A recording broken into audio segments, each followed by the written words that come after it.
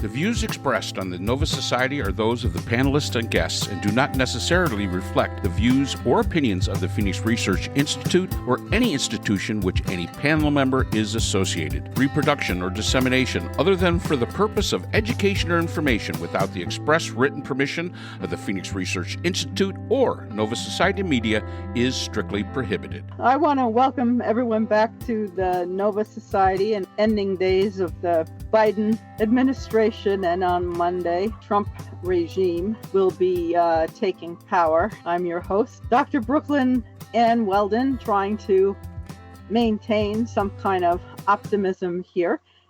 And I'm here with the panel, and back from his very brief vacation on the sunny tropical beaches is Dr. Scott Gershwer.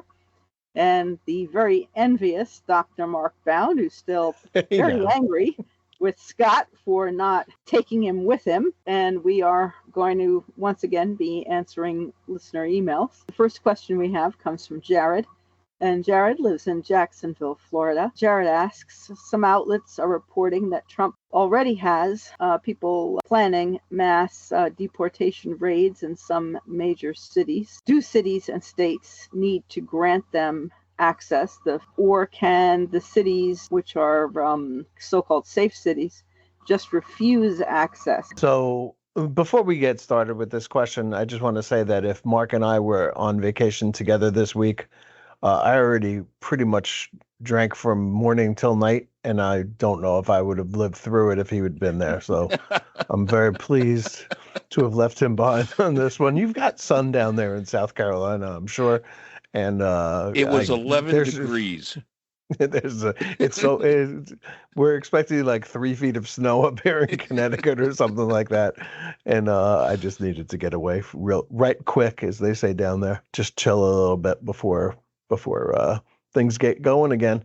So I think it's going to be a real mixed bag. I mean, I think what we're expecting from the Trump people is shock and awe. They've kind of promised that, and that they're going to be deporting so many people that our heads are turning. It's going to be up to, I think, local officials whether they want to cooperate, get in the way, or stand outside of the way and just not be involved in it at all.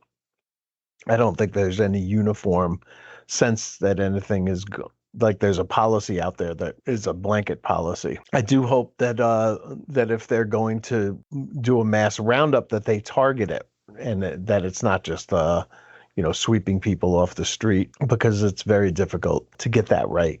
And they're going to be people who are productive, good, maybe non-citizens, but not what we think of when we think of illegal, even if they're undocumented for many, many years now. People came into the country some way or another, and if they disappeared or didn't, haven't checked in a while. A lot of young people, when I was in my early 20s, who came from Ireland, for example, moved to Queens where I was living and just didn't go home, just overstayed their student visas, became part of the neighborhood. And I would hate to see people get hurt. As I understand the sanctuary city, the law in a sanctuary city, I believe like New York, for example, is the federal forces cannot be stopped from coming in. However, the local police, local law enforcement cannot be forced to assist. In non-sanctuary cities, federal agents can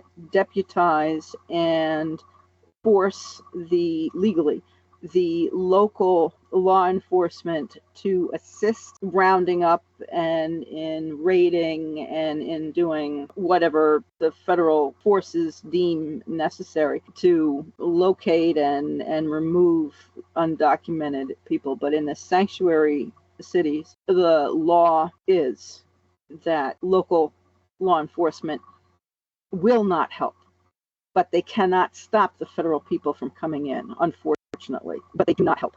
And the federal forces cannot compel them to help. And that's what makes it a sanctuary city as well. It's not really sanctuary in that federal forces cannot be refused entry. Okay.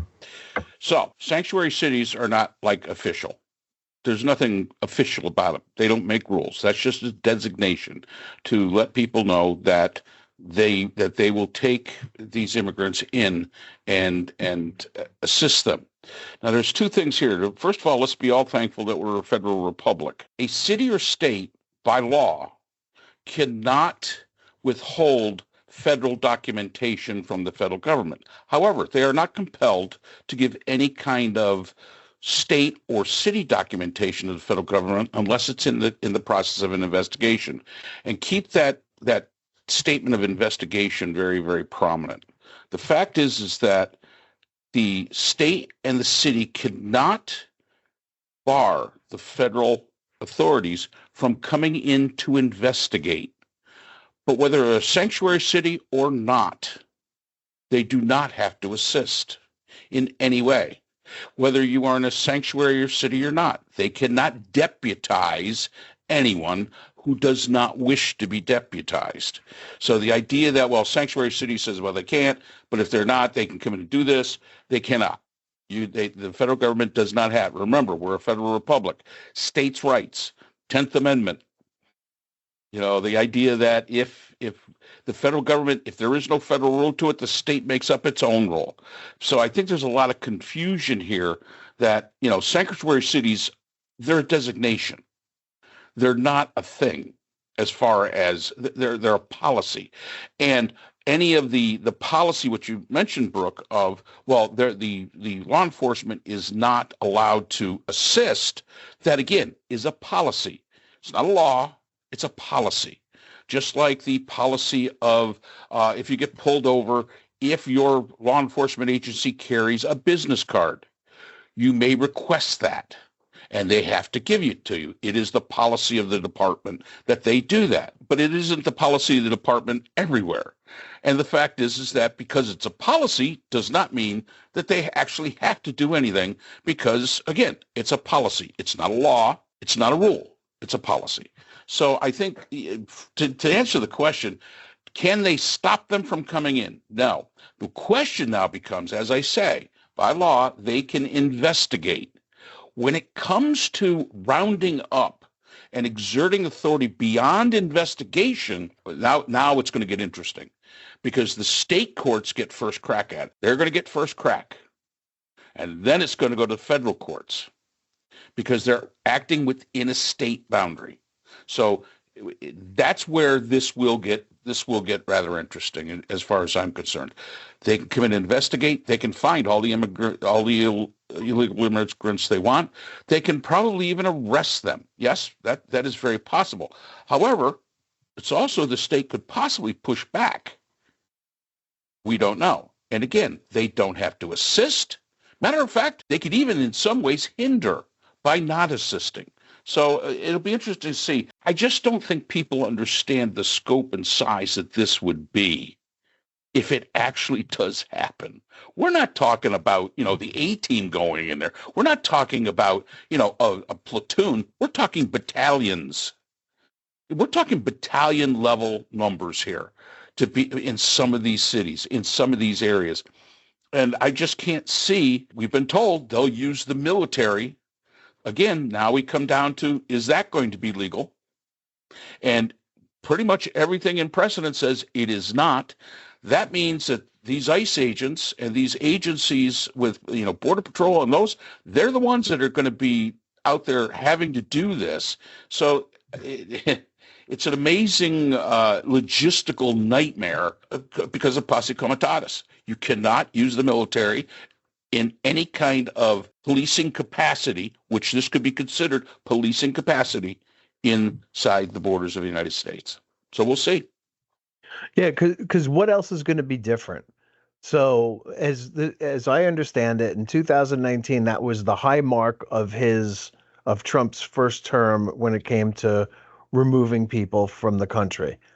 And he removed 267,000 people. That was nothing compared to Barack Obama, who deported 400,000 people in 1 year. So what was the difference between what Trump wanted to do and why he was incapable of doing what Obama had done a couple of years earlier and what Trump is going to try to do now. Because in 2019, I remember one time he said that they were going to be arresting 2,000 immigrants who had just showed up to the country illegally as a show of force. And I think they ended up with like 35 people. And that it was really more the look that he was going for. It was the optics, as they like to say in Washington, D.C., of armed guards going and like pulling people out of houses and throwing them into vans and stuff like that. It was good for the TV coverage. It made people think that he was doing something that hadn't ever been done before, and that he's like a real tough guy and all that kind of stuff. But it doesn't really seem. I don't see what the big difference is between this time around and last time. No, I don't either. And we also just keep in mind, there's, of course, the National Guard. Each state has its own National Guard. California is going to be a state where there's going to be a lot of this, if they're going to actually do this, a lot of this going on. I can't see Governor Newsom, who is in charge of the National Guard, authorizing this. So a lot of the states, I could see Abbott in Texas saying, sure, go ahead. I could see DeSantis in Florida saying, yeah, I'll give you the National Guard. But a lot of these states where supposedly there's a lot of activity, this kind of activity going on along, if they have a Democratic governor, it is the governor's decision on whether or not to mobilize the National Guard, and they do not have to. But if you remember, DeSantis was the one who had the idea of rounding people up, putting them on airplanes or buses and shipping them out. And he didn't have enough in Florida to make a dent in anything. So he offered his people to Texas so that Florida-based agents, state agents, would be picking up illegal immigrants in Texas and busing them up to New York and Boston and Chicago and so on and so forth. Now, Tom Homan, who's been there before, we talked about it on the podcast during the campaign, is a particularly vile human being, said he's going to start on Tuesday by sending 150 agents to Chicago to facilitate raids. Where these agents are coming from, if they're ICE or if they're, akin to the Bill Barr little green men thing that they did in Portland and Seattle during the George Floyd protests, where anybody wearing black was thrown into the back of a van as being suspected Antifa. None of the vans had insignia on them. None of the agents had any kind of badges or insignia on them. You couldn't find out what their names were, and they were just acting sort of in an extra legal type of way, even though they were quote unquote law enforcement officers. So we're going to start seeing that kind of thing. And if so, they're going to be asking people for their papers in the street. I mean, this is real Gestapo stuff.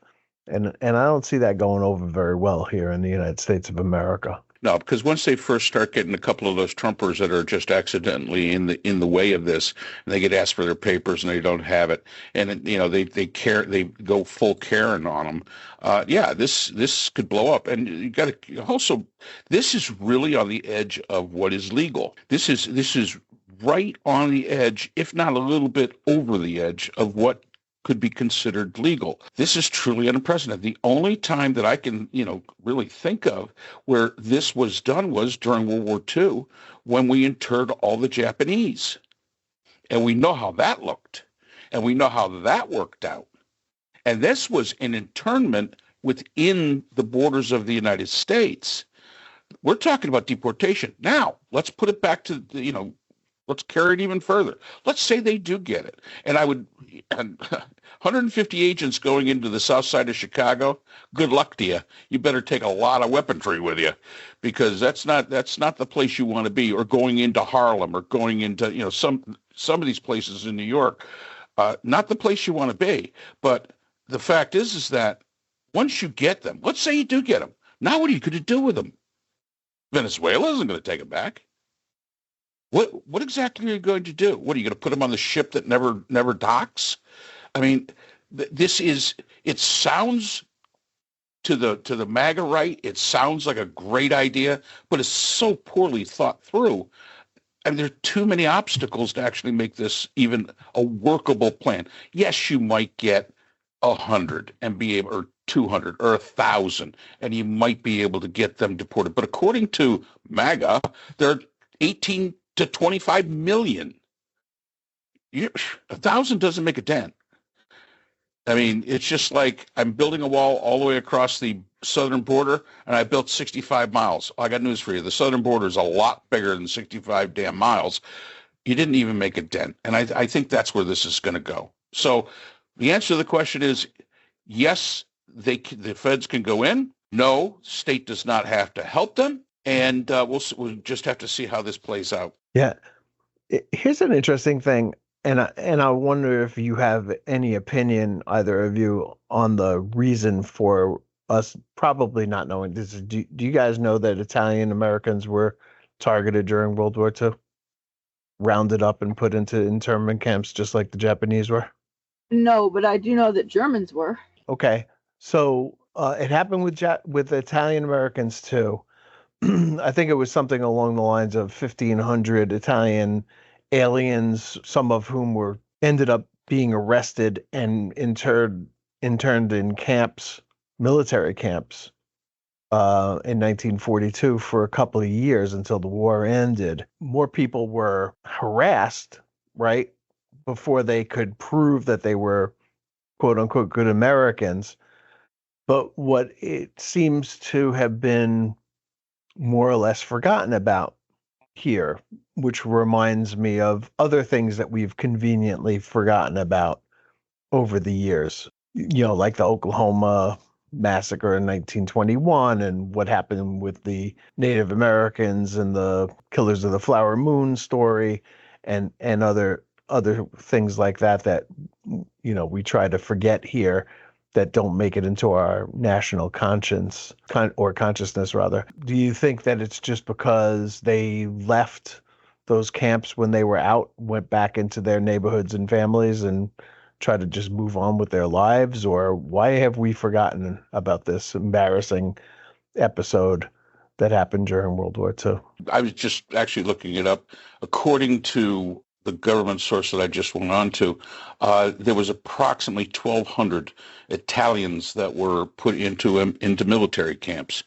And those Italians were deemed either their visas were shaped. Of course, this is the way the government is putting it. Their visas were shady, or they had broken curfew, because there was curfews on Italians, there was curfews on Germans, curfews on the Japanese, and compared with the Germans, there was 11,000 during World War II that were interred in some way or another.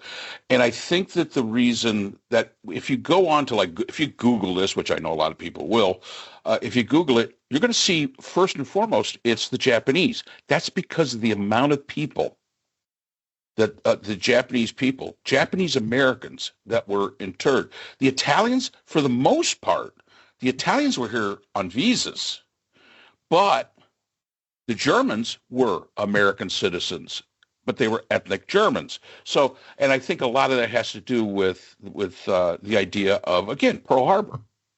It was punishment for Pearl Harbor. Yeah, the Germans were bad. Yes, the Italians were bad, but the Japanese were Pearl Harbor, and I think that's what caused all that. So yeah, we should remember this. And it's a different world today than it was during World War II. And like I say, once you get them, now you got to figure out what you're going to do with them. And I think that is going to be a higher bar than any of these people that have no serious thought actually can figure out. Abbott has apparently offered land in Texas for soft camps, like soft tent camps or whatever it may be. And so there's going to be internment camps, I guess, in Texas until they can figure out where to send these people or put these people. And yeah, it's and it's supposed to, as you said, it's supposed to start on Tuesday. And people are not home, and others are apparently not too terribly concerned whether American citizens are also included in these roundups. And while campaign, Trump was saying, well, we're going to focus on criminals. of which there are not terribly many.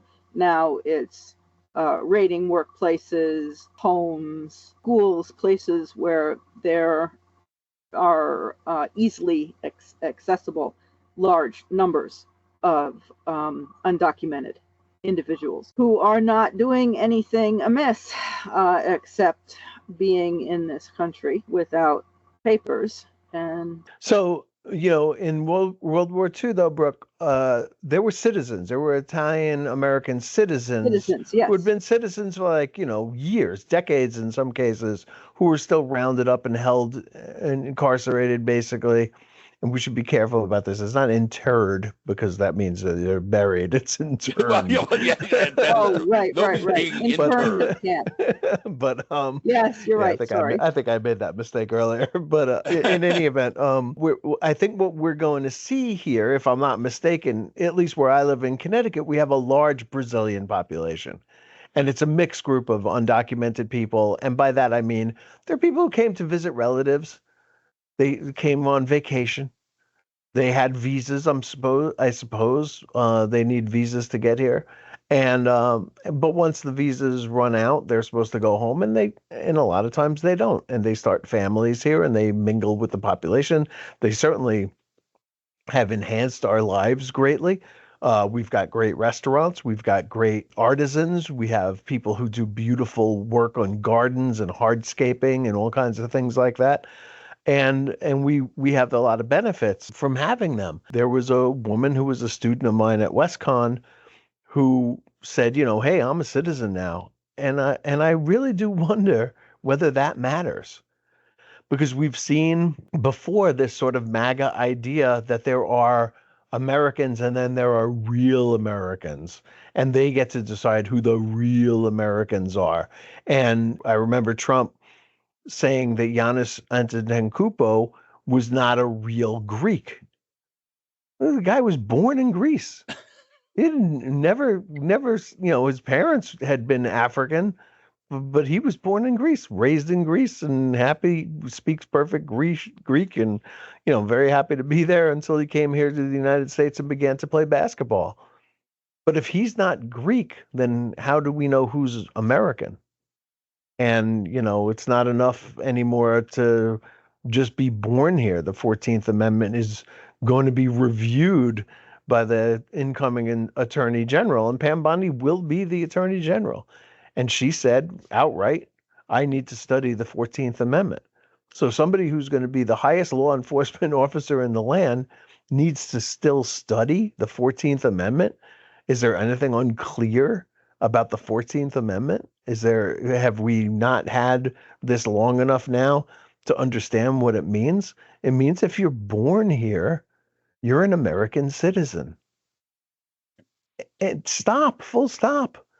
There's no, well, not if your one of your grandparents was born in another country, and we're not doing Nuremberg laws here. We can't have this. And it seems that that's where we're headed. Well, in a lot of ways, it's like being in the South. I'm from the North and I live in the South now. All depends on how long your ancestry of the South goes back before you're considered a Southerner. So if you're great, great, great, great, great grandpappy and meemaw were from the South, you're a Southerner. But if it's only two greats back, 3 generations back, maybe not so much. Maybe not quite so much. You're not, Meemaw was actually from Ohio. Oh gosh. And I think they look at it the same way as far as being American. You're right. The 14th Amendment is pretty solid. I mean, I'm sorry. It doesn't take a legal scholar to read the 14th Amendment and say, okay, this is pretty simple language. It's one of those rare occasions where you can read something and say, wow, I get this, and move it along. And yeah, Bondi has to figure it out. Okay, and that's where we sit. And to the people in Texas, keep in mind, when this happens, if they open those internment camps, it is not the first time this has happened in Texas. You're going to have to pay for that, guys. You're going to be paying for it. So all you MAGA people, you're paying for it because nobody's keeping them for free. I guarantee you, Texas isn't going to fit the whole bill. Texas will not fit the whole bill, and it is not the first time Texas has done it. So anyway, yeah, hopefully we answered that one. Yeah, so thank you for the question. I do believe we have answered that question, and please do continue to email us your questions, and we will see you again on the Nova Society. The Nova Society is a production of Nova Society Media, a division of the Phoenix Research Institute. We'd like to thank our production partners, Buzzsprout, who hosts the Nova Society, Audacity, our editing partners, Apple iTunes, the largest source of podcasts and music on the internet, Spotify, the most popular platform for the Nova Society, and iHeartRadio, your source for all things music and podcasting. The Nova Society is available on all of these and other quality platforms listed in our description. We'd also like to thank all of our listeners. Without your support, the Nova Society would not be possible. If you have a question or a comment, we can be reached at nova.society.podcast@gmail.com. So for Dr. Brooklyn Ann Weldon, Dr. Priscilla Hobbs, Dr. Scott Gershwer, and all of us here at the Nova Society, I'm Dr. Mark Bound. Remember, the true power in society is knowledge.